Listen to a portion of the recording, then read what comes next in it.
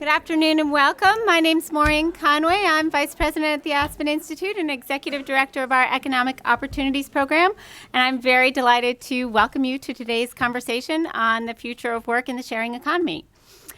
This event is in our Working in America series, and we are extremely grateful to the Ford Foundation, the Charles Stewart Mott Foundation, the Cerna Foundation, and the Hitachi Foundation for their support of this conversation series. In the Working in America series, we take a look at the issues facing people trying to make a living in the U.S. economy. And we're particularly interested in the issues that are confronting low and moderate income working Americans. We've had conversations on a variety of issues in this series, on minimum wage, on business models that succeed by supporting good jobs, the challenge of childcare for working parents, and a variety of other issues. So if this is your first time at one of our events, I hope you check out our website about the issues we've been talking about. And we also should have brochures and some other materials on the information table right outside the door. So please take a look at those things. So in America today, most adults work for a living, but one of the challenges we face right now is that it's increasingly difficult for working people to earn a living. And we see this in the news all the time, reports of declining wages, more part-time and unstable employment, stagnant family incomes, growing income inequality, and concerns of an increasingly economically divided society. In today's conversation, we're going to discuss one of the trends that's driving change in how people think both about work and about what it means to make a living. The sharing economy calls into question both the nature of work and what it means to have a job, and it also poses new ways of thinking about what's needed for a good living. So do I need to own a car, or can I rent one from a neighbor? Do I want to go into an office every day, or maybe I can offer my editing skills or other skills through an online platform where I have more flexibility and control over my hours? These questions could also be, I can't afford a car, so maybe it's cheaper to rent one from a neighbor than from budget. Or they could be, I can't find a job, but maybe I can make some money offering editing services online. So how the technology platforms and other issues that are characteristic of sharing economy companies changes the nature of work and the opportunities we have as a society to influence these changes in order to build the kind of economic future that we want. That's the conversation that we're going to have today. We started this conversation over lunch in the little conference room over there, and we're having a very lively conversation. So I'm really delighted to bring this out here and share with you. So I'm going to very, very quickly introduce our panelists so that we can jump into this conversation. And before I do so, I will just remind you, if you haven't already, please do quiet your phones. But feel free to tweet. Our hashtag is TalkGoodJobs. Okay, so I'm going to introduce our fabulous panel, and I will start far away from me with Shelby Clark, Executive Director of Peers. Next to Shelby is Stephen Strauss, visiting professor at the Woodrow Wilson School at Princeton. Next to Stephen is Sarah Kessler. They didn't sit in the order I wrote them down. Who's a reporter with Fast Company. And next to Sarah is Wingham Rowan, Director of Beyond Jobs. And we're very pleased to have with us here to moderate our discussion, Catherine Rampel, who's opinion writer with Washington Post. So Catherine, I'll turn it over to you. Well, thanks very much for having me, and thank you all for coming. The first thing I wanted to ask of the audience, actually, which was suggested to me by, I think, Maureen, came up with this, just a show of hands. So how many people here have actually utilized one of these so-called sharing economy services, whether it's Uber or Airbnb? So it's like almost everyone here. How many people here have actually worked through one of those platforms? Okay. So I myself have somewhat conflicting feelings about the platforms themselves and their implications for the future of work and protections of workers and that sort of thing. Some of this comes from my own kind of linguistic distrust of the term sharing economy, in that if you're paying someone for a transaction, it's not really sharing. I actually wrote a whole column where I went to Silicon Valley and I interviewed a bunch of preschoolers who are like the world's experts on sharing, and I said, is this sharing? And they said, no, it's not sharing. So, you know, it's a little bit Orwellian in a way. But that aside, I mean, there are, some benefits, presumably, from being a participant in this labor force. You don't have to deal with a jerk boss. You can kind of, to some extent, set your own hours, although obviously that's subject to where the demand lies, in terms of like what hours you have to, drive. This is something we were talking about in the other room. You have some more flexibility. On the other hand, you don't have many of the protections that traditional employees have. You don't get benefits for the most part. You have much more volatility, presumably, in when your income is coming in and at what volume. And there are probably other ways in which you're exposed to risk that you may not realize going in because you're kind of going it alone, you're an entrepreneur or sharing economy workforce member or whatever you want to call it. But maybe you don't have the same insurance, you don't really understand all the regulatory issues that you might be up against, that sort of thing. So what we're going to focus on today is really about the workers and how this affects them. We could spend hours talking about the myriad other effects of these types of platforms on privacy, on the environment, whatever else. But let's start talking about that. So I want to start with Shelby. So can you give us kind of the lay of the land, like who are these workers who are participating in this economy on these various different kinds of platforms? Are they mostly working part-time? Are they kind of cobbling together work from different kinds of organizations? Are they doing it on the side, that sort of thing? So there aren't a lot of great stats. And I think things are also changing extremely rapidly. But what I can say, from my experience is, before my position at Peers, I founded a peer-to-peer car sharing company called Relay Rides. Relay Rides allows you to rent a car from a neighbor. It's available in about 2,500 cities across the country. So our demographics were extremely diverse. We saw it was definitely, I think, like 35 was sort of the median age, but it spanned well into retirement age, and so. There were a lot of reasons why people were drawn to earning money by letting somebody use their car. I think that's representative of the sector, where you have sort of probably concentration in the 20, 30 somethings, but it definitely spans up. In terms of how often and how people are engaging, I think for the most part, people are doing this on a part-time basis. They're using this for supplemental income. That supplemental income can be very important. They can still rely on that income, but a small and growing portion of people are doing this full time. I think that's been primarily pushed by the growth of Uber and Lyft, where you have a number of marketplaces where you can get consistent work that can easily become sort of a full-time salary. So there's a broad spectrum of people who are doing it. And the percentage of people that are doing it full-time is small but growing. So, Stephen, you recently wrote a piece about how the rise of these kinds of sharing economy platforms is driven by the collapse of the American dream. So it's a somewhat more skeptical view of the reasons why people go into these types of work. And the consequences for them. Could you talk a little bit about, more generally, what your concerns are? Okay. Apologies, being the academic, I'm going to start slightly up and then work down.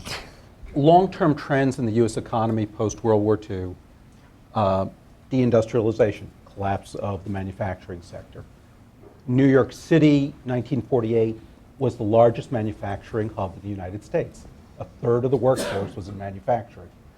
Major manufacturing hub that's now down to 3% of the workforce. So what's been going on across a broad swath of the economy, not just manufacturing, many service jobs, you've been seeing kind of a hollowing out at the middle in the sense that rising automation has made it possible to automate things that you just weren't able to do before. Also, large-scale offshoring. So you've seen a polarization of the workforce. For those of you more interested in this, David Orter and David Dorn at MIT have done a lot of really excellent work on this. So that's the big trend against which we're benchmarking the sharing economy. One more definitional point. We've been throwing out the word worker, at least for my own remarks. I'm addressing this to the idea of the median American worker. None of you qualify as a median American worker would be my strong bet. Median American worker is a high school graduate, possibly some college, and that may have been community college. Realize, I forget the exact number, but it's about 30% of the workforce actually has a college degree. Most people don't. So, all right, we've got these folks coming up against, let's take Uber as an example. You're somebody who is working, you're selling your services into the Uber marketplace. I don't think you're going to be in a really good position to bargain with Uber. First of all, I think a number of these markets have a tendency of becoming monopolies or oligopolies. I mean, think about it. How many ride-sharing applications are you going to have on your smartphone? It's going to be a market where there is, if you're a driver, you want to sell into the market where there are most buyers. If you're buying a car, if you're looking to get a car for the day, you want to use the application that has the most drivers. So you've got an issue of monopoly. Another issue about these platforms, which again leads into that monopoly aspect, they're actually rather expensive to set up. I mean, if you're doing what Uber is doing, again, using them as an example, doing this in 200 cities worldwide, there's a reason they're raising $1 billion or so. This is a non-trivial investment. That tends to limit the number of competitors. It's a business where Uber has incredibly low marginal cost. There is effectively no marginal cost when you use that app from Uber's point of view. There's a cost to the driver, but there is no human being involved in all of this. And finally, Uber is collecting a ton of information. They're collecting information on everybody who's using the market. They're collecting information on all the people who are drivers. So this is what you're negotiating against as a driver. I don't think Uber's an evil organization, but I do think they're a profit maximizing organization. And let's pull this away from Uber, any of these marketplaces.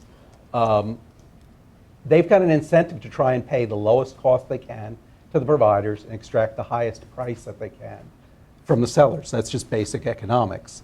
So I don't think it's a soft and cuddly process, as I think Catherine was saying. I don't see this as the sharing economy. What I think has happened, and I think in some ways it's a very good trend, is we've lowered the transaction costs, we've lowered friction in the economy. It makes new transactions possible. That's all good.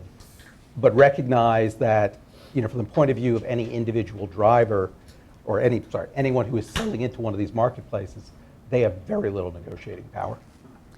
Which provides a good transition to Sarah, who actually spent like a month earlier this year, kind of with your hand and say your hand on many platforms. I don't know what the right metonym is. As a guinea pig. You were a guinea pig, essentially, on TaskRabbit and a bunch of other platforms, right? So I was wondering if you could tell us a little bit about what your experience was like, and did you feel like you had no negotiating power? Were you able to cobble together a living? Sure. So I cover technology companies, and so for several years I had been hearing this narrative from startups in the sharing economy about this new kind of employment, and a lot of times this was pitched as like a solution to our economic problems. For instance, like when the government shut down, there were articles that were like, "Oh, you're furloughed? Try working in the sharing economy." And basically, the promise was that one CEO said, "There's no longer an excuse for anyone to be unemployed because just sign up for one of these platforms and the jobs will come to you. You'll not only have all these opportunities, but you can choose which ones you do. So maybe you want to do something that you love, and that's an option. And you can choose when you want to do it. If you don't want to work on Friday at 3, you don't have to." So this sounded pretty good. And the premise of my article was basically just testing to see if this was actually an option, because if it were, I was probably going to quit my job. I did not tell my editor at the time when I proposed the article. So I set out, and I was like kind of bright-eyed and bushy-tailed, and feeling pretty employable because I have a full-time job in journalism, and that was hard.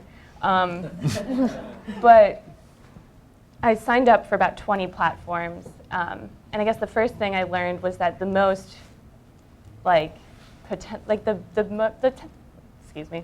platforms with the most potential to earn money were those for people who already had assets. So like, in Airbnb, if you happen to have a summer home in Tahoe, you would probably make a lot of money. I had a slowly deflating air mattress in Brooklyn in my living room / kitchen, so not going to make a lot of money. I don't have a car, so I couldn't sign up for like the ride-sharing platforms or Uber or anything like this. And a lot of people in New York City I talked to I took Ubers for a month too because I talked to them, were people who were already taxi cab drivers or were doing this already.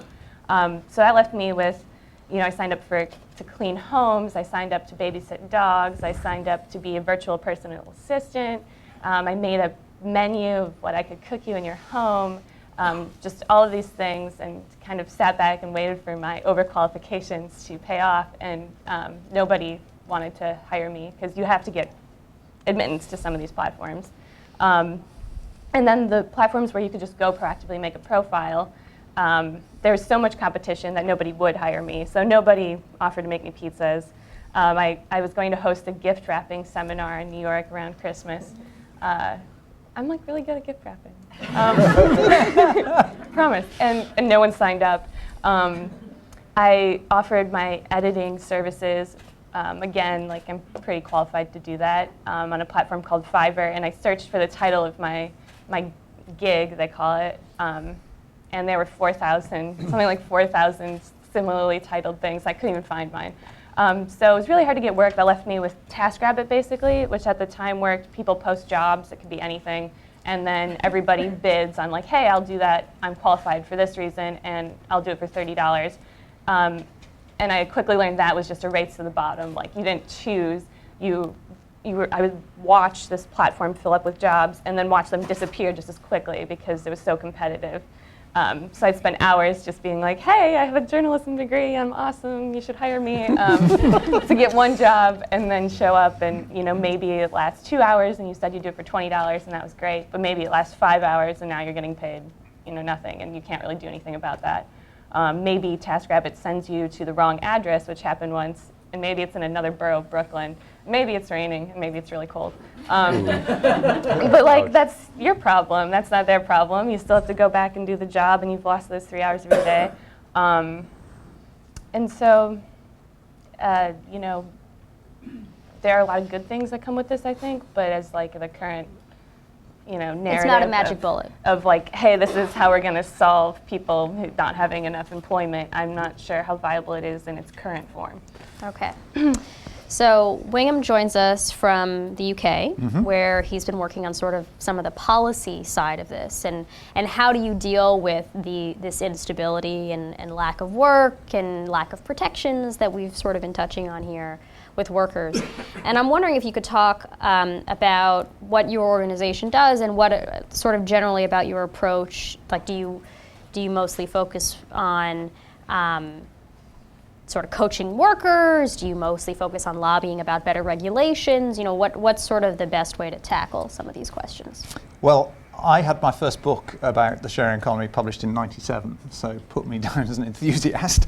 My work is about a very different approach to this part of the economy.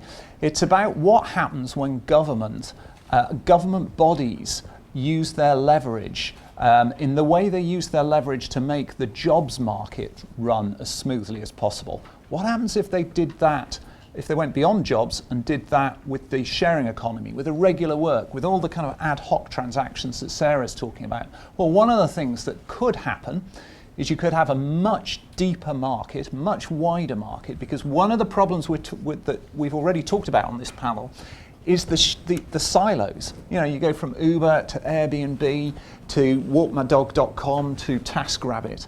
But actually, maybe the issue for me is I'm willing to do all sorts of work. What I need is data. And I've just jotted down 3 quotes from my fellow panelists. Shelby said, well, there's not a lot of great stats about this world. Stephen said, well, Uber is collecting an awful lot of data. And Sarah was saying about waiting to be hired. Data is a key point here. We're in the era of big data everywhere except the sharing economy. What Sarah needed, I suggest, is something that said, look, this is where you live. You're willing to travel up to 5 miles from home. You should be doing dog walking on Monday mornings if you want to maximize your income. You should be doing luggage hire over the weekends. You should be doing cleaning on Fridays, because that's how your local market works, and this is what you could be earning, and this is what the utilization rate is. In other words, if you're trying to sell 10 hours, you can only expect to sell 4. This is the kind of data that's absolutely lacking in the current model, and that's just one of the problems with the current model. So yeah, so beyondjobs.com is a kind of laboratory. The British government has funded some pretty whizzo technology that could be the basis for this kind of platform for much wider, deeper, more informed, low overhead markets in the sharing economy. And the issue now for us is how you get the big demand that these advanced markets need in any area to get off the ground. So there's market making involved. When you go beyond the kind of listing site model, you're into a whole set of market making issues. And this is true of all sorts of advanced markets, not just in irregular work sharing economy. So that's what we do. And yeah, what I'd say about the sharing economy is what you're seeing now is just an inkling of what's possible. But government bodies are the sleeping giants here. When they wake up to this kind of transaction, when they realize that going on spending billions on job creation may not be the best approach to the problems of automation and so on that Stephen identified, that's when this space is going to get really, really interesting and potent for a lot of workers. So Stephen, I asked you about this in the other room, but I wanted to talk about it on our platform as well. My understanding is that one of the big advances in the 20th century, particularly in terms of finance, but in other aspects of sort of business management, is better managing risk and being able to absorb risk in terms of, we no longer have to worry about like crop shortages, for example. I mean, that's a sort of an older one. But in other ways, you think about companies being better at managing data and figuring out how to absorb the blows of the business cycle, for example, or sort of lumpy demand in general.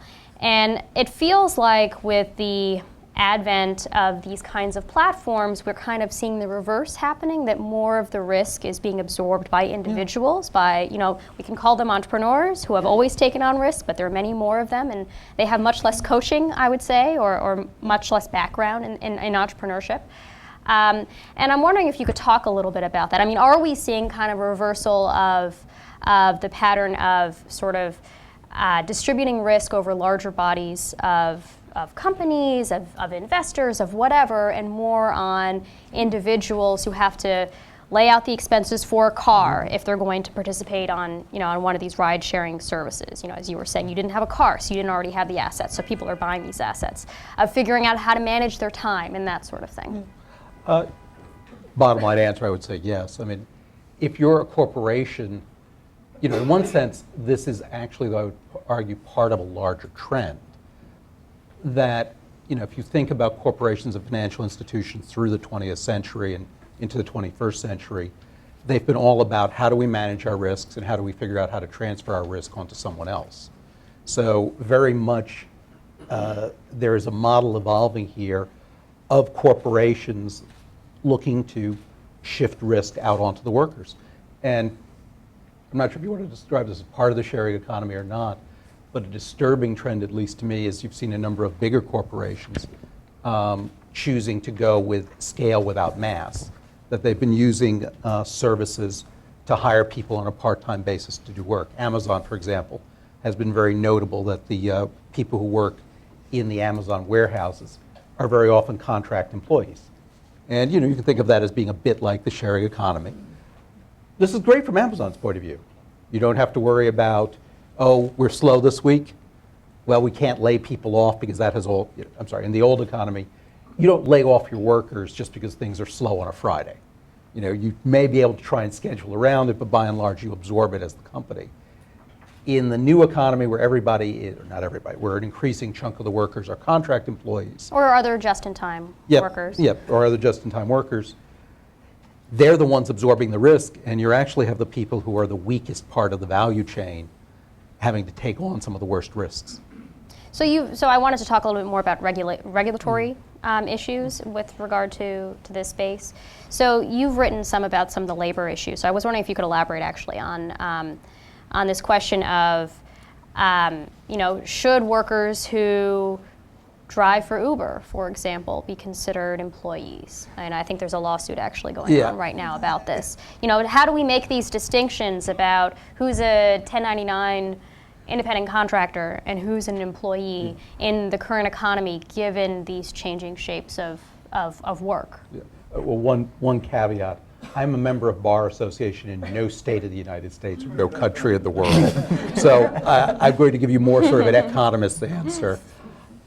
Currently you would define a contractor, you're a contractor, this is the IRS quasi-definition.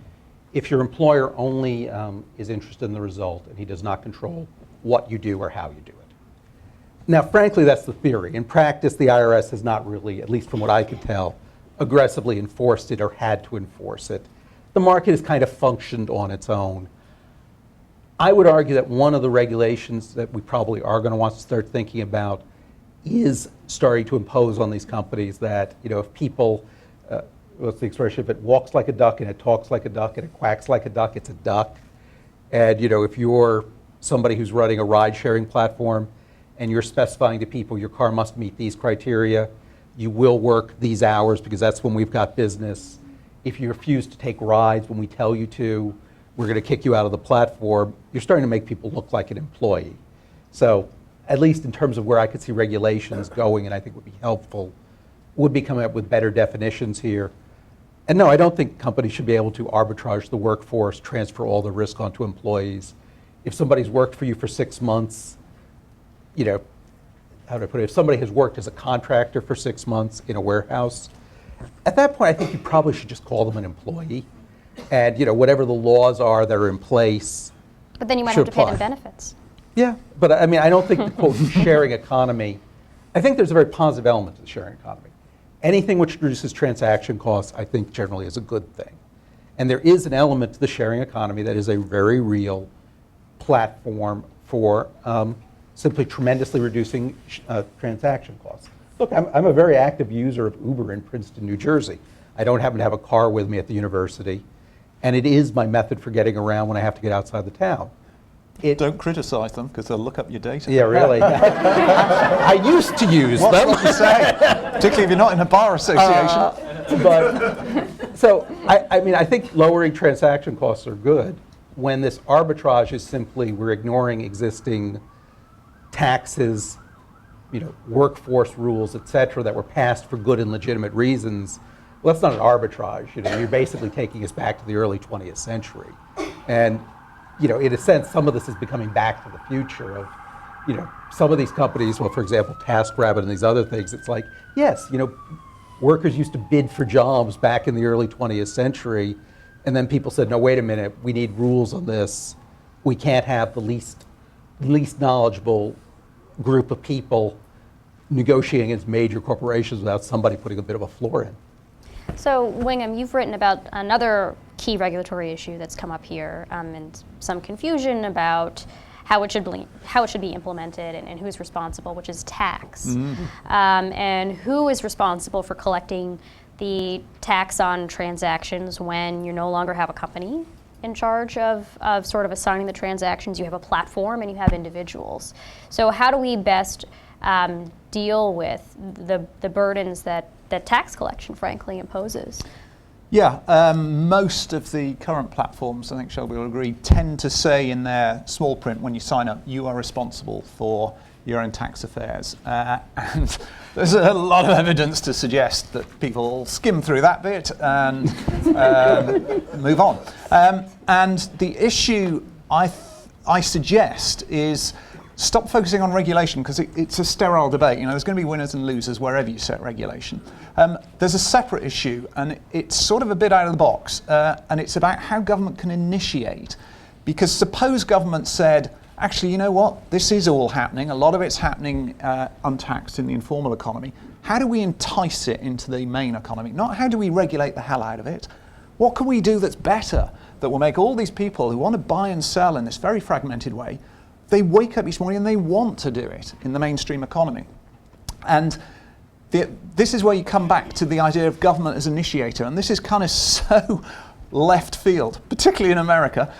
So do you mind if I just take 2 minutes to give you a bit of background before I'm sort of carted off as some sort of British nut job? Every so often, a technology comes along that does need a policy shift, or it needs public sector support before it can deliver its full potential. So there's a textbook case which goes back to the 1840s when the hot new technology was water pumping. And you had hundreds and hundreds of companies sucking water out of rivers, pumping it to middle class homes at high tide, because that was the only time their little feeble pumps could pump. And then a whole bunch of people came along and said, well, actually, there's a whole different model for water pumping, which is we're going to build reservoirs and we're going to pump millions of gallons of this stuff and we're going to send it down huge trunk pipes into every house in the country. And we can't do this alone because we don't have permission to dam entire valleys and kick people out of their homes. We don't have permission to rip up the ground. And by the way, we've got to stop people chucking sewage wherever they want. And Britain led the world in saying, okay, we are going to look at, we're going to go down this route.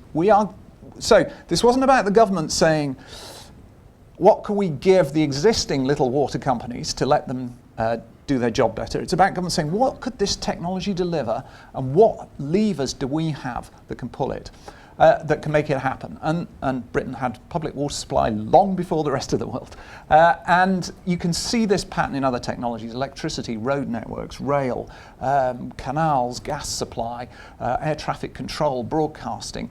You have it with telephones. In the early part of the 20th century, there were hundreds and hundreds of incompatible telephone companies in America. And then in 1921, you had the Willis-Graham Act, which gave America a coherent, working together telephone system from coast to coast, which did wonders for your economy. So what's the analogy for? So the analogy here is, what can government do in the sharing economy? Well, government is a huge buyer of fragmented labour, indirectly or directly.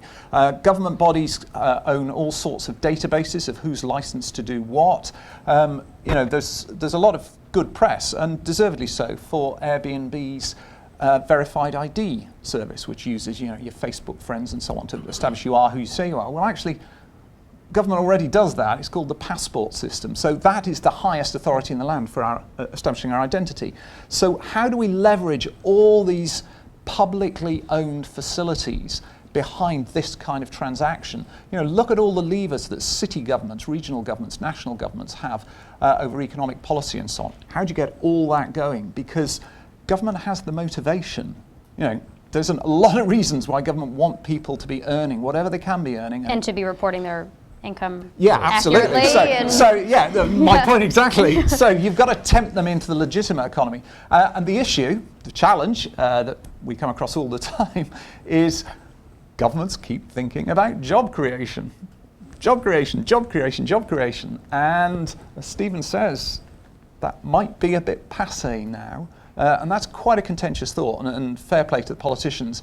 You can see why they have to keep hammering that route. But actually, maybe we're now waiting for the first wave of politicians or city leaders who say, you know what, the sharing economy, irregular work, people getting whatever opportunities they can is here to stay.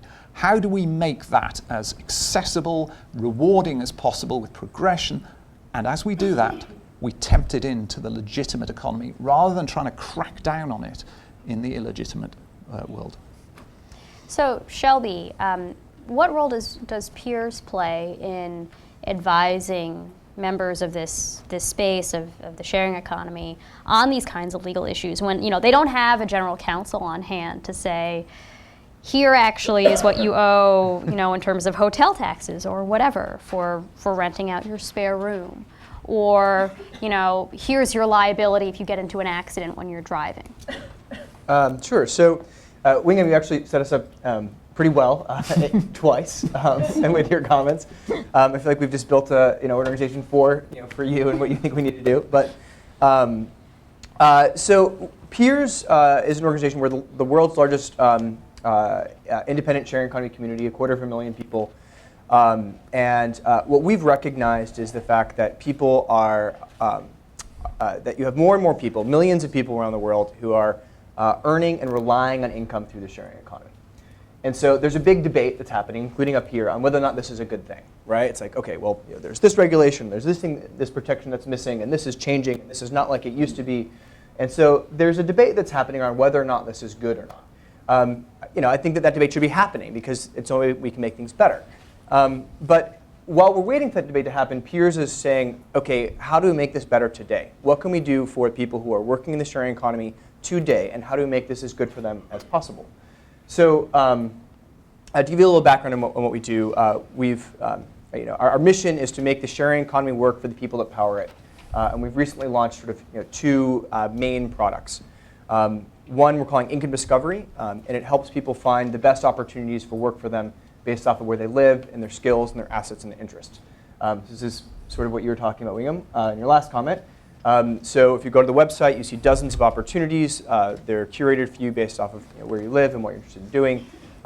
The opportunities are then reviewed by the Piers community. So we lean into the fact that we have 250,000 people on the platform. You can find out what people say about working on the platform. So there's a 5-star rating.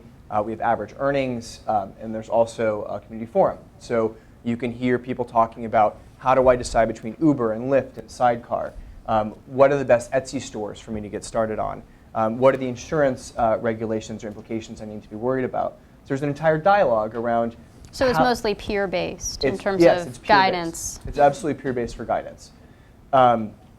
So on the one side, we're saying, and this is really what we heard from our community. Our community was like, I love this. This income, is really important for me, but I'm not really sure about where to spend my time. And wait, what was that one that you mentioned? Feastly? I can get paid to cook. Like, I love dogs. I can make money watching dogs. Like, I've never heard of this before. And so, Uber and Airbnb and Lyft, most people had raised their hands when you hear about it, but this long tail, was really empowering and exciting for people to understand all these different opportunities. So, sorry, I don't want to butt in, but actually, Shelby, honestly, it's not good enough what you're doing. Come on. Look, so we go to the Piers site and it says, average earnings on, is it HomeJoy, $20 an hour. Okay, so what's the spread either side of that? What That's the cleaning of hours service, are right? being sold? That's Sorry? a cleaning service, just for Yeah. So how does this solve Catherine's? So we launched 3 weeks ago. So take a little bit of patience. Come on, there's urgency. The IPO to the month. Yeah. So. Okay. So we're working hard, Wingham. All right. To address the exact issues that you were talking about. Can I finish? Yeah, of course you can. I was about to suggest something, but carry on. Okay, love to hear your suggestion.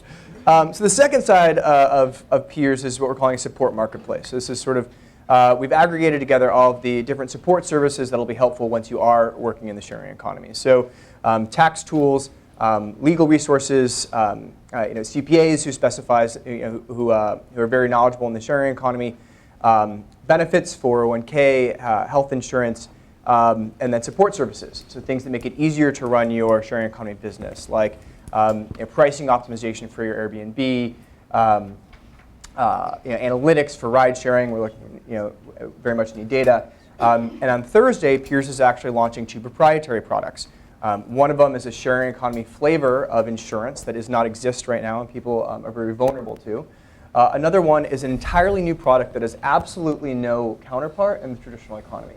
It's engineered to provide income stability for people who are ride-sharing drivers. And so there's absolutely no analogy in sort of the traditional economy. And so unemployment insurance. The product that we've built has no, unemployment insurance has nothing to do with it. No, but you're saying, in terms of insuring against lumpy income, right? I mean, it's directly comparable to the kinds of benefits you would get as an employee because you'd be covered by unemployment insurance. You lose your job. I can't talk about the specific product right now. I can talk to you on Thursday. I would love to talk about it afterwards. I can tell you about it privately, but I hear what you're saying around unemployment insurance. It's not analogous to the specific product that we've created. And again, we are 5 people and we're working for 3 months on these things. So we're pretty proud of what we've created. We're creating a dialogue around where there are gaps and where there are needs. The scenario that's being painted up here is really sort of like doom and gloom. And if you actually talk to the majority of the people that are earning money in the sharing economy, a lot of them are pretty happy about it. They're happy about the so-called flexibility that they have, and even it might not be universal, but it's a lot better than they had it, at their past job. Sorry, I couldn't stop myself. What about the people who aren't earning in the sharing economy? The problem is, Shelby, you need much deeper data than this, and you're asking your members, you're asking the people doing this work to contribute the data, but your funders have this data. The transactions are going through their servers. Why isn't, I'm sorry to go on about HomeJoy, I just happened to be reading about them this morning. Why isn't HomeJoy reporting? This is how many of our people are just not selling anything. These are the areas. Because how do you get people to join your platform? If you're a new platform, how do you get them to join when you're new and you don't have people earning money, right? You can buy an ad on Piers' marketplace income thing. Actually, they sell them. Or you buy Google AdWords. what- But That's the way you start these markets. yeah, but I think there's probably some value to non-transparency from the platform's perspective. Oh, from the platform's But then perspective, what- there's huge value. I thought we were talking about the workers. Yeah, fair. One of the roles of government, though, is one, level the playing field, and two, force information transparency. A mutual fund is told you will disclose your past track record. If you're going to be dealing with markets on this size, there's no reason they shouldn't be told, you need to tell the drivers, median income of driver, what hours were the maximum, et cetera. I'm using Uber as an example, but you could do that with any of these markets. Yeah, well, Uber famously, claimed that their median driver was earning $90,000 a year or something like that, and a Slate reporter went out and tried to find Right. So all of these drivers, and it turned out to be a unicorn. There was no such thing. And before the SEC, you had brokers and asset managers who were claiming, we produce 100% a year return. And that's why the government stepped in and said, no, we're going to have a level playing field here, and we're going to have information transparency. So I'm not saying that these things are very important. I hope that we do see more transparency from the platforms. I do hope that we see transparency, additional transparency, from the government and proper regulations from the government. I think there are three distinct entities that can produce the change that we all want to see: the government, the individual platforms themselves, and third parties like peers or like other, any of the other companies that are creating products and services for the sharing economy. So my perspective is the way that we're going to see, people are working on these platforms today. We have needs today. How long is it going to take for these things to happen? It's not going to happen overnight, but we can create products overnight, and we are. So I wanted to transition away from some of this stuff, as lively as this conversation has been, about some other ways in which we can think about ways that data might be helpful to workers who are entering this space. So Sarah, you had talked about how you tried whatever it was, like 20 different platforms and in many different, that utilized many different skills of yours, or didn't use many different skills of yours, depending on whether you actually got any customers to bite. In terms of workforce development, in training, education, when we're thinking about how we should be educating workers and nudging them in terms of getting different kinds of skills, how does this sharing economy play into that? I mean, should we be expecting that workers are going to have to know how to do like 10 different things decently well, like gift wrapping and cooking and dog walking? I mean, some of them may not require a lot of training, like dog walking, but cooking presumably does. So how do we think about policies that will support workers in obtaining the human capital that's necessary to subsist in this kind of economy? I think separating kind of the online and offline as two different things is kind of a mistake. I think that this plays into what already exists, and you're not going to, like, if you need to build a skill for something that you would do to get a job in person, you're going to need to build a skill to do something that you would online. But where I think this is actually helpful is that it can help you find opportunities to build a skill. So I ran into a lot of people, though I interviewed about like 24 people who were doing this for longer than I were and trying to make a living or trying to do something. And I ran into very few who were successfully meeting their income goals. But I did run into some who felt like it was helping them build their resume. Like they did a few handyman jobs and now they feel comfortable applying for I mean, not a few handyman jobs, that's a bad example, but like a comedian, for instance, who was taking jobs where he tried to find jobs where there was some entertainment aspect to it. I did a flash mob with him, for instance. Or this woman who was trying to break into an entertainment industry, and she was trying to meet people and network by taking these jobs. So that could be a resume builder. Maybe you want to prove that you're a chef by having this experience where you cook in people's homes. And then the other thing was actually as a job finder. So I was offered many different jobs after I had responded to TaskRabbit ads, or people found me on whatever platform. Sometimes they were just there, and the initial request would be, hey, do you want to come in for a job interview? And also, like, when you start working with somebody, so I tutored a 13-year-old, and after a couple of times, she's like, oh, do you just want a full-time, like, regular position, and I'll pay you in cash. I can pay you 30% more because I'm not giving TaskRabbit 30%. So I think, yeah, like getting experience and kind of as a job board. Well, so Wingham, what other kinds of skills though might people in this sector might need to? I mean, because some of it sounds like some of the examples that you gave were people who were specializing in, you know, handyman jobs or whatever, or cooking. Yeah. But I imagine that there might be there are people who are like you, maybe not trying quite as many different platforms and quite as many different types of jobs, but are kind of trying to cobble together different kinds of work depending on what, you know, Mondays there's demand for dog walking or whatever. So I'm wondering, Wingham, if you could speak to a little bit about how we should be training workers, not only in terms of building specific skill sets, but also in terms of like risk management. You know, do we need to focus more on like financial literacy, or, I mean, that's probably the case for many other reasons too, but also the kinds of skills that would go along with being your own boss and managing your own time. I think it's a pretty horrible idea, if you don't mind me saying so, that somebody has to say, how do we train the workers? I prefer the notion, how do we empower the workers? How do we show them where the opportunities are, so that if there is a shortage of dog walkers around where you live on Mondays, and you've never actually walked a dog, you might think, you know what, I don't mind dog walking, and I've got a good track record in window cleaning and gardening, so I know I'm going to be attractive to people who want to buy dog walking. Okay, and the platform is telling me, well, this is what you can charge, because this is what the market will bear at the moment. Yeah, I'll try dog walking, and I'd probably better, you know, look up online how to walk dogs, because and that's really interesting, because now I've started dog walking. Well, now the platform is saying, well, perhaps you should broaden into.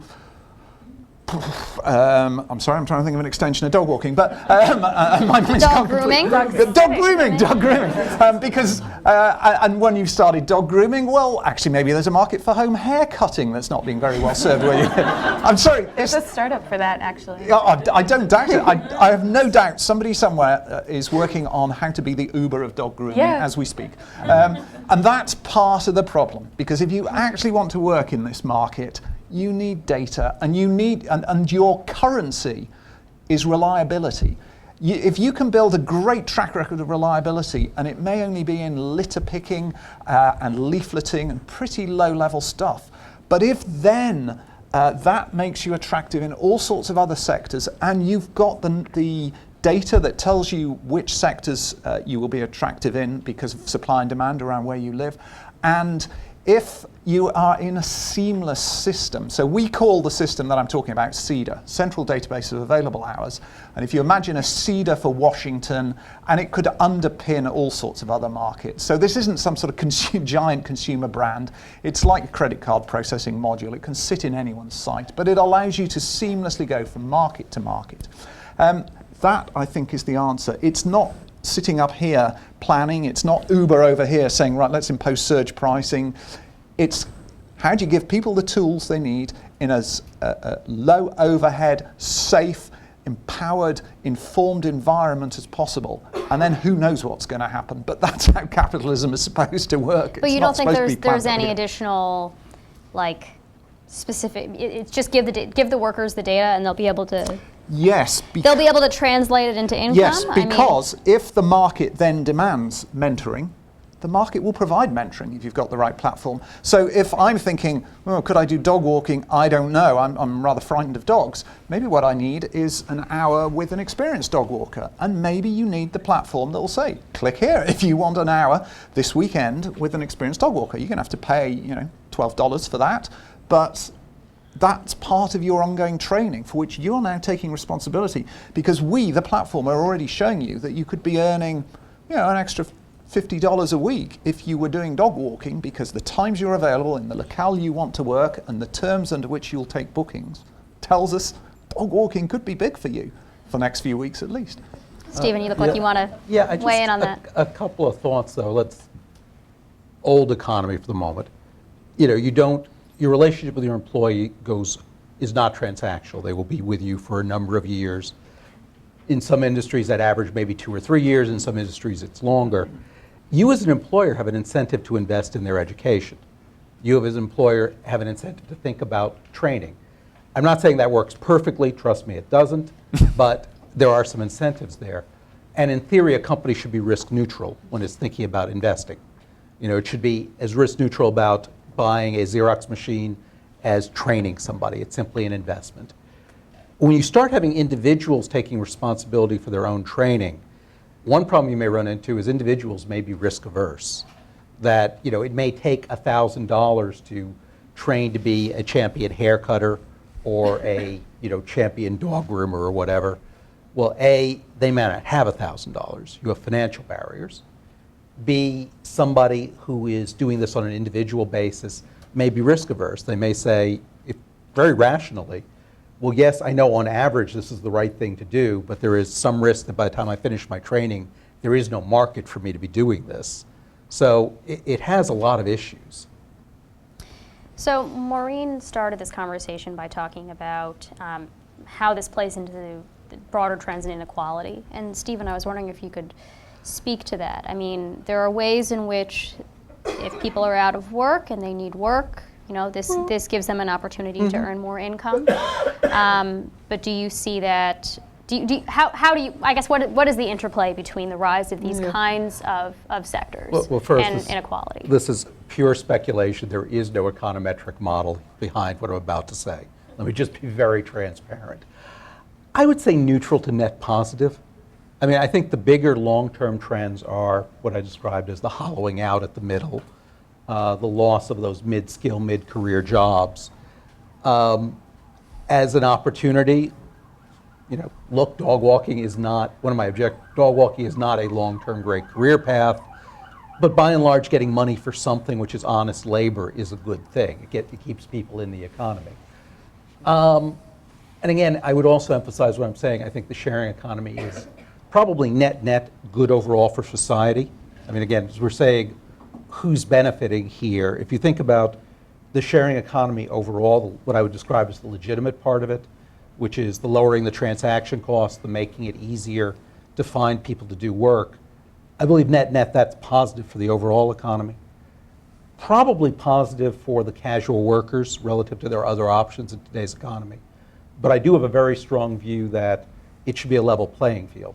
That to the extent the sharing economy is Airbnb and they just don't happen to be collecting the hotel tax in New York City, that's not some magical transformation. That's regulatory arbitrage, right, basically. And that should be leveled out. I mean, if we think taxes are too high, fine, cut everyone's taxes, but otherwise everyone should be paying, for the same activity, everyone should be paying the same tax structure. Mm-hmm. So Shelby, I have a feeling I know where you're going to land on this question, but I'd love to hear your thoughts. It's unpredictable.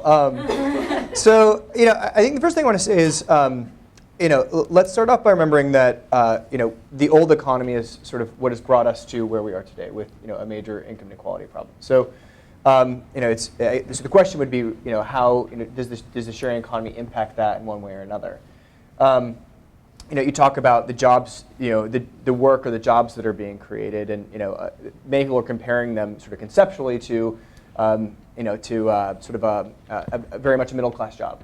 But the reality is that the only jobs that have really been created in our economy since the 80s are low wage, no benefit jobs. So we should be comparing them to sort of things like McDonald's. So, is it better for somebody to be earning through TaskRabbit or Lyft or Uber or McDonald's or something along those lines? It's tough to say. I'm not sure that's quite true on net. Okay. We've created lots of very high-income jobs too. It's the middle jobs that it's are the kind of going away. polarization. Okay, it's the polarization. All right, so in terms of thinking about the impact on the overall economy, I think about, so I have no scientific data to back this up. I'd love to. I feel like there are a lot of disclaimers along those lines. Sorry. But if I think conceptually about what happens to a dollar. So let's think about a dollar that you spend at Hyatt compared to a dollar that's spent at Airbnb. So how is that dollar distributed? And my completely uneconomically supported view is that the dollar spent at Airbnb is going to be distributed much further, much wider.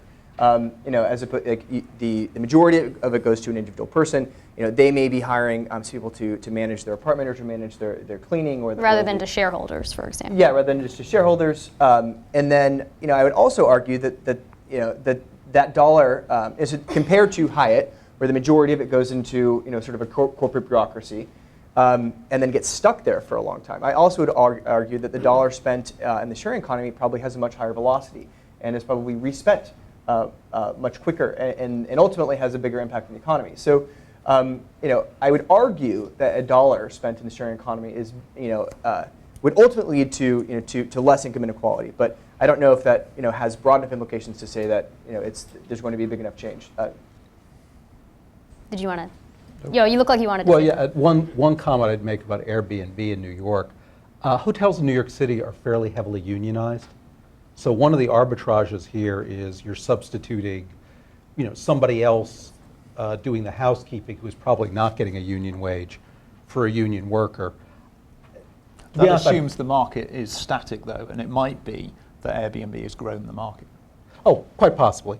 Although that actually, from New York City's point of view, we could be here all night. That has another set of issues because we have a fixed amount of real estate in New York. So growing the market has meant apartments which were supposed to be out there for actual rental, long-term rental, being flipped into the hotel market. Yeah. That we could be here for the rest of the day. I mean, one thing that I have been thinking about is as these platforms grow, there are major network effects. You talked Yes. about this some in your initial remarks. And the platforms have more power to sort of harvest both. It's a two-sided market, right? So they have power to both raise prices on consumers once they're no longer in a price war like Uber and Lyft are. They're both very attractive services right now because they're really cheap, because they're trying to capture the whole market. But once there's a winner, presumably they won't feel the same pressure to keep prices quite as low. And then they can also harvest the supplier side of the market, right? Yeah. That they can, and we've actually already seen that in the case of the ride-sharing wars, where, like in LA, I think they cut UberX fees by something like 20%. And I was wondering if you could talk a little bit more about, Stephen, about that sort of power imbalance and going forward. As we see some of these battles over which is the dominant platform and all of, whether it's sort of sharing your apartment, and Airbnb seems to have won that, although they're still HomeAway and that kind of thing, and some of these other areas, ride sharing. So there are pop-up restaurants now. What are the implications for workers going forward as the platforms sort of get more settled? Yeah. To the extent it's a market where the platform tends to be winner take all, and I actually think the rideshare platforms like Uber, Lyft will tend towards that direction. I think that's going to be very bad for the workers because they've got a homogenized product. It's not really that differentiated who picks you up in the morning if you're going somewhere. You've got a company which will have a massive amount of information. And I am not a Marxist economist, but there's that expression, the reserve army of the unemployed. And in rideshare, that's sort of classic. Most Americans do have a car. New York City is a little bit unusual that way, but outside of New York, most people have a car. It can easily become a race to the bottom. Other markets, I think, will be less susceptible to that, I should note. I mean, we talked about this a little bit before, but, your example on tutoring. That's a situation where you've got somebody who's working with your child. if you're happy with that relationship and you're happy with the person, you're probably going to go back to that person. It's more of a relationship where I see it harder to commoditize. A home caterer, harder to commoditize. But for the things where it tends to be a winner-take-all market and it can be turned into a commodity, I think the platform's got a huge pricing power in the middle. Yes. So it is also worth pointing out that there are victims when these platforms fail. Yes. So yes. yes, everyone wants to be the dominant platform, but in Britain, we've recently seen the failure of Pocket Shop, which is kind of our equivalent of Instacart. And Pocket Shop on paper had everything going for it. It had a deal with one of the major supermarket chains. If you were trying to do this kind of work, you would have signed up for Pocket Shop, and you might have done a lot of diligent bookings to build a good track record, and then they just died overnight. Whipcar, which was our equivalent of the peer-to-peer car rental, did the same. There's a lot of collateral damage borne by the workers because that's your trading. They own your trading record, your relationships, your hopes of future transactions, and they can just evaporate overnight. Well, sure, but I mean, Shelby. What happened in 2008? I mean, a lot of people lost their jobs, right? So, like, if you have somebody who has a portfolio of income streams through a number of these sharing economy platforms, I'd argue it's far more resilient than relying on a single company. You can also be laid off. You can, but if you had some sort of official platform that was available to all these markets to underpin, then it wouldn't matter if they evaporated because the trading record belongs to the reputation. Sorry? You're talking about the reputation. Yeah, I'm talking. I think it's a great idea. Yeah. Oh, really? Oh, okay. I've been agreeing with everything you're saying up here. Sorry, my brain's just started fizzing. Okay. I'm sorry, just putting in my little plug for government. Again, I would say a role for government would simply be to mandate that the people using these platforms are entitled to their records. That if it goes under, you are the one who has a claim and that they have to give it to you, or if you choose to switch to another platform, they have to give you a printout of your ratings so you can go to the other platform and say, yes, I'm a good person. Sorry. It doesn't necessarily have to go under either. It's like you said, you don't have a jerk boss. Yeah. You do. It's the platform. And so it can change anytime. So, for instance, my success story was this man named Dimitri who was at the top of the TaskRabbit earners board, and he was making about $30,000 a year doing handyman skills. But he recently emailed me, TaskRabbit changed its platform, and now he can't make a living because the way they changed it, he's no longer automatically surfaced to the top. So there's a lot of risk, and you can be fired from these platforms. Well, yeah, and in the case of some of these ride-sharing contracts with drivers, you can correct me if I'm wrong, but I think that like with Uber, they can kind of unilaterally change the terms of the contract as long as they give whatever it is, 2 weeks notice, which is how they were able to cut UberX drivers' pay by 20% in LA. Yeah, I mean, I think that as you see more opportunities, what we hope that you'll see as well is competition for supply. So maybe you have Uber becomes a dominant dominant in the ride-sharing space, but there's dozens of other ways that you can be earning money, and so we're aiming to it appears through the income discovery tool we're aiming to introduce transparency, make it so that people whenever the platforms are jerking you around. That's going to show. If you look in the ratings right now, Uber or Lyft, surprisingly, is getting slaughtered.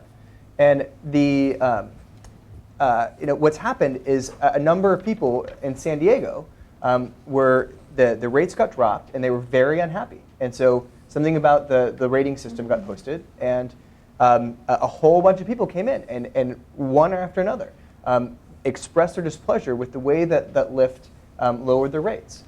And so I think that transparency is going to be really important. It's going to make it so that if you jerk your employees around, if you change your hiring practices, if you change your rates, if this is not a reliable income source, that's going to show. And then ultimately, it's going to be harder for you to attract and maintain supply, particularly whenever you have other options.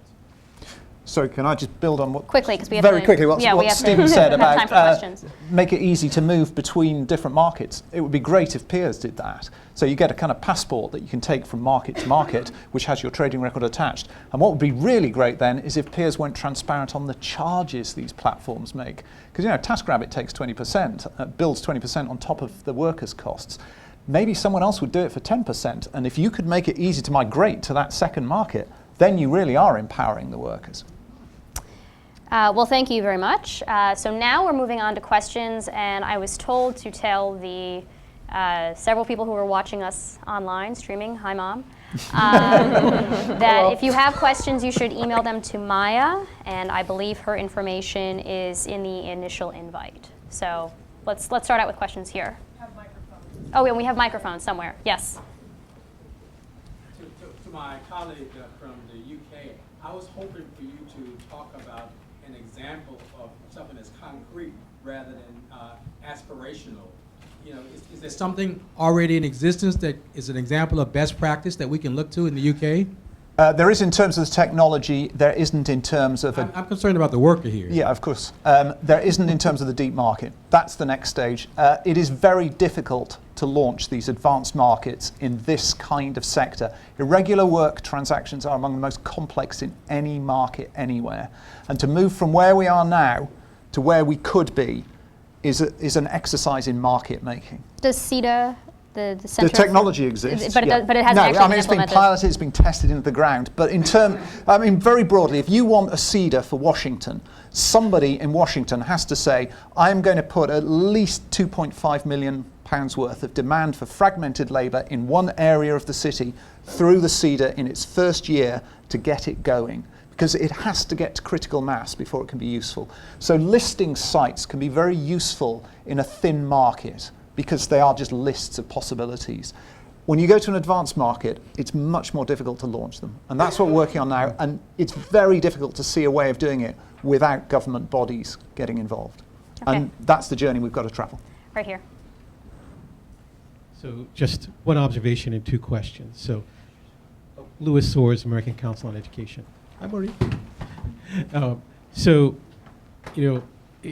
as the panel was evolving, one of the sensations that I was having was that, the sharing economy platforms are becoming the new boogeyman, like Walmart was, for a while, or may still be.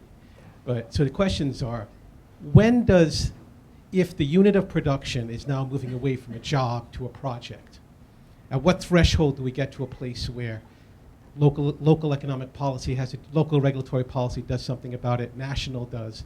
We went through this process as we headed into the scale economies of the industrial. So we set up a whole way of thinking about labor market policy as companies got bigger, and companies got bigger before the government got bigger, right? So are we at that point with this economy? Have we moved production to a point where more and more of it is going to be projects and not jobs, that you need regulatory action at multiple levels? Is it scaled? Is it local first?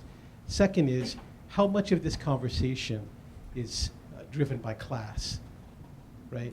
We've had a growing freelance economy, not a sharing economy, among highly skilled professionals, at least since the mid-90s, if not before. And there was some hand-wringing about that in the beginning, but now there's whole lifestyle magazines about the freelance economy for highly educated people. So how much of this conversation is driven by class? So what's the threshold for significant regulatory action, and what's the level of it? Is it state, local, state, national? Are we there yet? And how much of this conversation is driven by class? Do you want, well, who? The first one seems like a pretty natural fit for you. Okay. I'd split that into two pieces. The quick, no-regret move now is simply enforce the existing laws.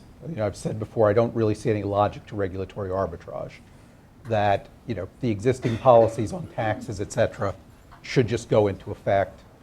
The longer-term question, in my mind, is not so much the Ubers or Airbnb. What I would view as the very disturbing trend are some of the companies which are looking at doing this for the regular workforce, that are going to places like Amazon, grocery store chains, and saying, gee, why don't you let us just outsource your entire workforce for us in the store? And if that starts happening on a large scale, I think that triggers a lot of regulatory issues about making sure people get benefits, making sure that we understand what we're transitioning into. And there have been some major lawsuits. Yes. FedEx, I think, Yeah, was dealing excuse with me, this. and I suspect also there will be lots of lawsuits. Yeah. Anybody want to take on the class issue? Yeah, sure. So, by 2015, millennials will make up the majority of the workforce. and they work very differently. They really appreciate flexibility, and they're much more likely to become a freelancer. You brought up the growing number of freelancers. A third of the U.S. workforce right now is a freelancer, identifies as a freelancer. Over 50 million people, 50 million Americans are freelancers. And so, I think that most of the opportunities we talked about today, are relatively low skill. But there are a proliferation of new opportunities that are coming up, every day. And so I think that we will continue to see more opportunities that will go up the value chain. And also, I think that some of these opportunities enable more of different types of freelancing. So, for example, let's say you're a graphic designer or you're an engineer. So you are somebody that's well educated. You have a relatively high paying job. But as you sort of have lulls or gaps, or if you have a slow season for depending on what your freelancing work is, a lot of people are using the sharing economy as ways to fill in the gaps. So before, if you're an actor, for example, you used to get jobs waiting tables between gigs.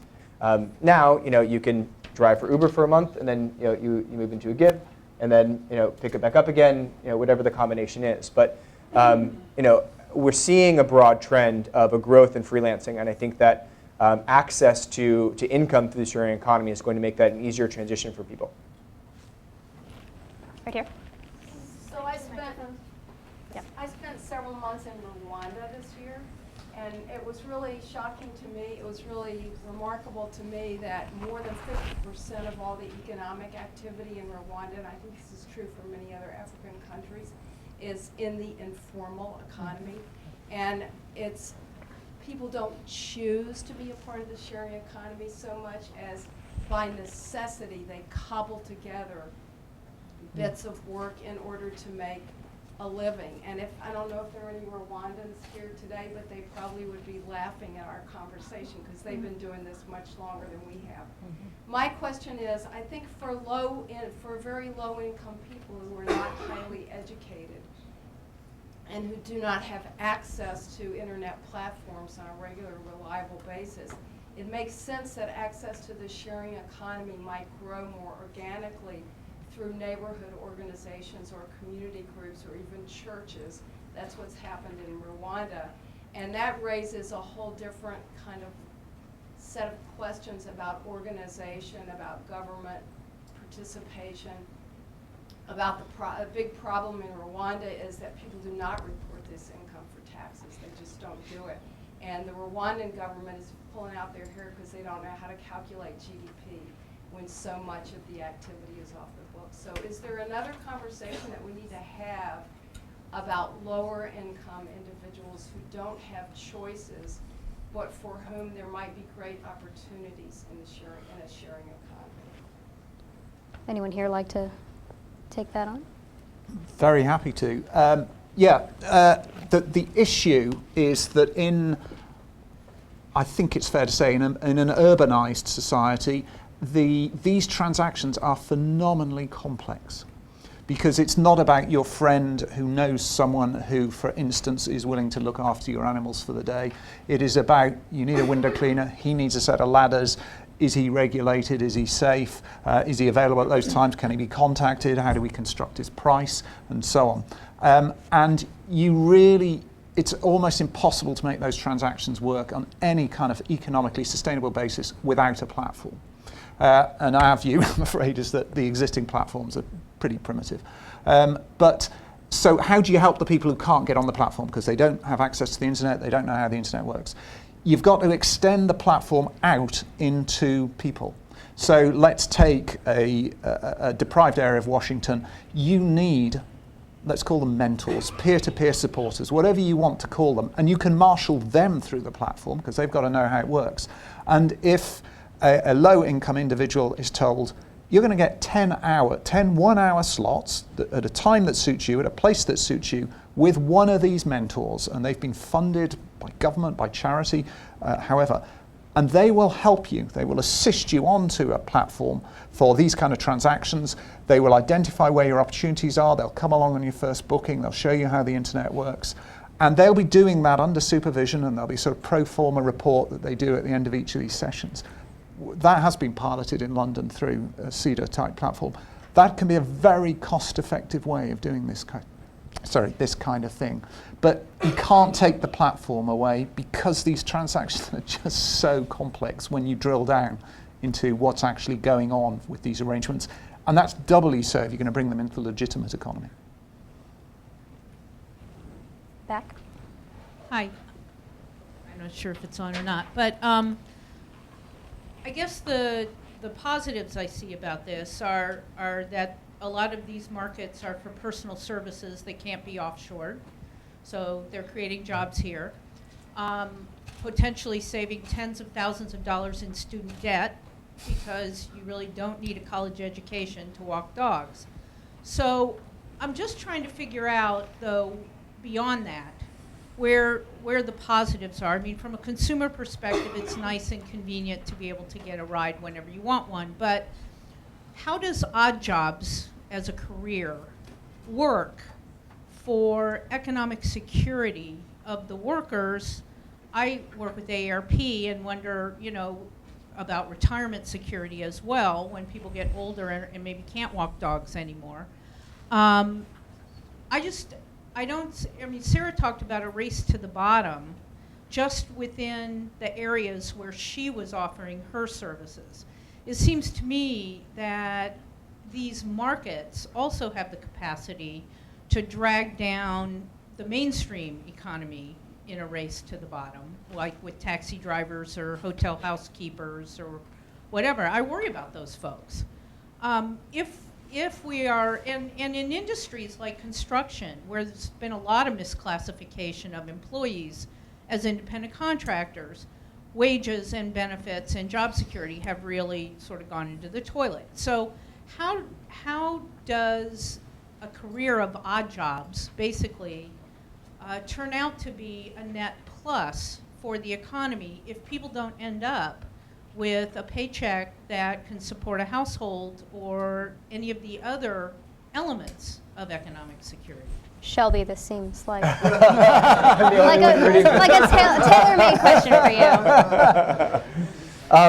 Well, I mean, I think the first step is sort of moving away from thinking about these as odd jobs, and we're thinking about it as work, and trying to figure out what are the things that people need in order to be successful. They need to know where they should be spending their time. They need to know how much money they can be making. They need to know what skills that they need, I think that there's certainly, this isn't a panacea. It's not going to solve all problems. But so over the summer, whenever we were sort of relaunching Peers and deciding what it is we wanted to build, we did a lot of focus groups. We spoke to a lot of people within our community, a lot of people out of our community. The single most interesting focus group that we did was with job seekers in Chicago. It was unemployed people. The conversation started with an extremely somber tone. People brought in a lot of shame, frankly. I've been looking for a job for 6 months, a year and a half. I spend 6 to 7 hours a day looking for a job. I don't have any options. I'm worried about my kids. I'm worried about my mortgage.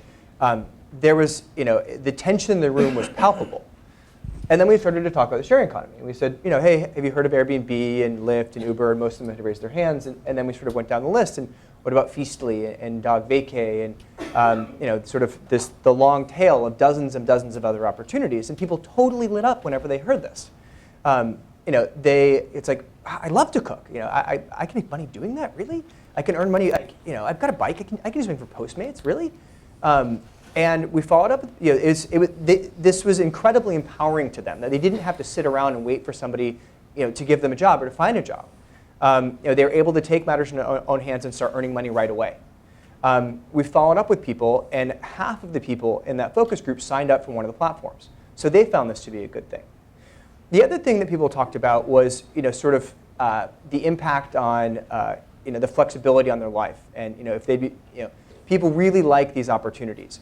To quantify it, on average, people said they'd be willing to make a quarter less if they had the flexibility, as opposed to a traditional 9-to-5 job. And when I pushed them on it, what that meant, they said typically, between $45,000 and $60,000 was the number that people, continually were pushing towards. And that is something that, that is potentially achievable. particularly if you've been working at it for a little while. So I think that trying to start out, start out and try earning from, and relying entirely on TaskRabbit from day one, it's not going to be successful for you. I'm sorry, Sarah. You have you've got to understand that it takes months to build a reputation on that. And so,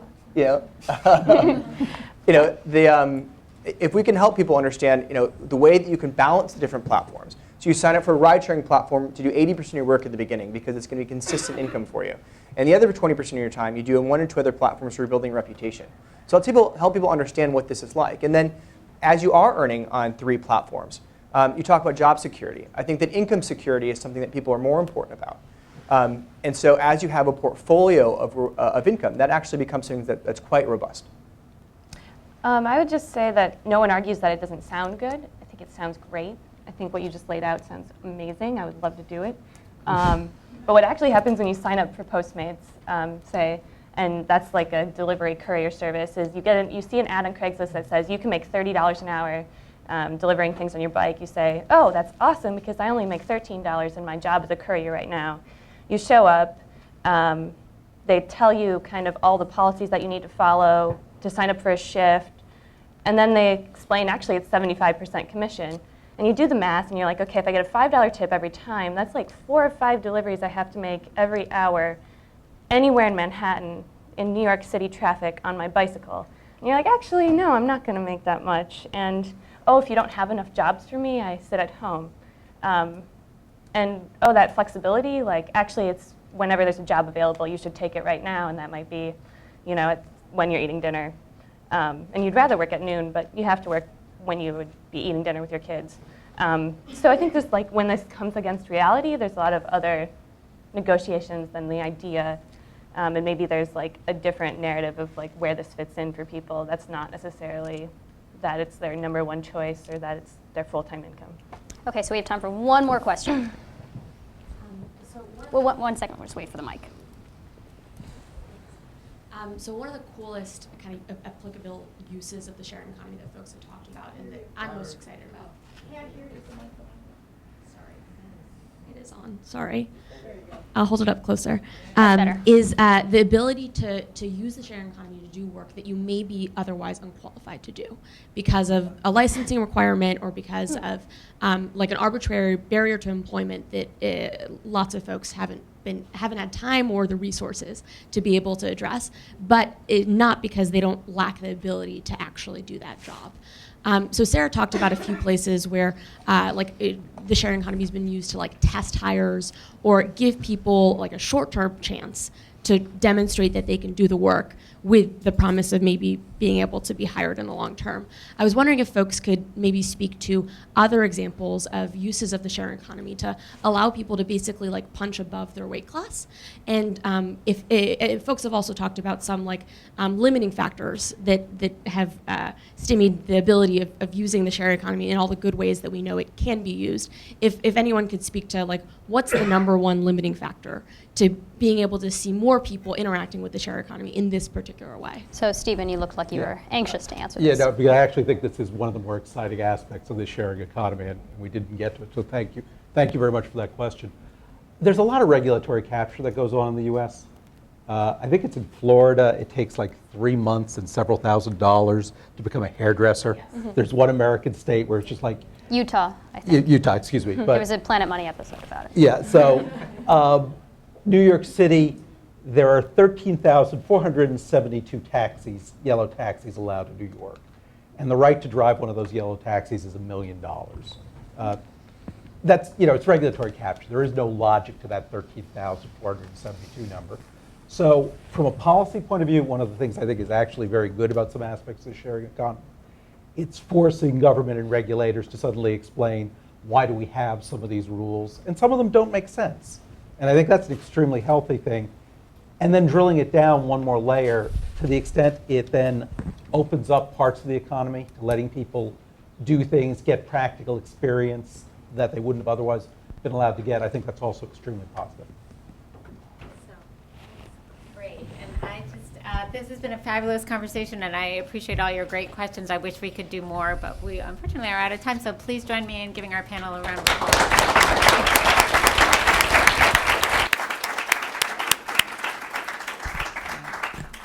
and hope you have a great rest of